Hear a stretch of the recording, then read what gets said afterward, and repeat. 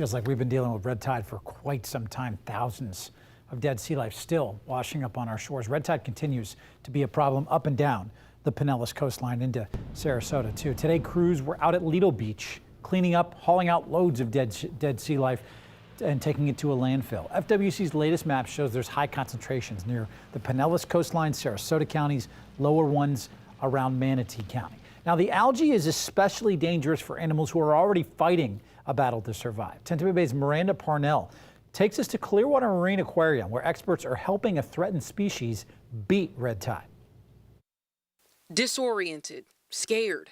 Experts say red tide exposure can actually confuse sea turtles so much that they drown. What we're seeing is neurologic disorders. They're having seizure-like activity. They might be having some muscle tremors. They also might just be out of it, just uncoordinated and just not really alert. Dr. Shelley Marquardt from Clearwater Marine Aquarium helps heal turtles like Chandler, who's being treated for red tide exposure. These guys usually rest in a dry dock, what we call it, but basically have been in our surgical suite for several days until they've kind of worked through this toxin. And then from there, we'll start putting them in water gradually and hopefully increasing that time until they're back to normal. 3 turtles have already come in this year because of red tide, which is pretty standard. But Dr. Marquardt says if the red tide levels stay high, those numbers could go up, which is especially worrisome for mother turtles coming into nest or Kemp's Ridley turtles like Chandler.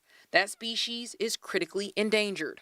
We want to be able to respond to these animals as quickly as possible. They are wild animals, so you can hurt them, they can hurt you, and we don't want to create that scenario. But give us a call. We can advise you as to what to do, what needs to happen, and then we'll send somebody out and assess that behavior and bring that animal in if they need to be. But what about when the turtles improve?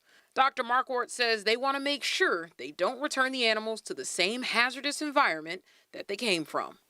We're going to go ahead and we're going to work with FWC, and we're going to find a location that is not going to have red tide in the area. So we're very cognizant of where is this level, where is it measured, where do we feel it's going to be safest.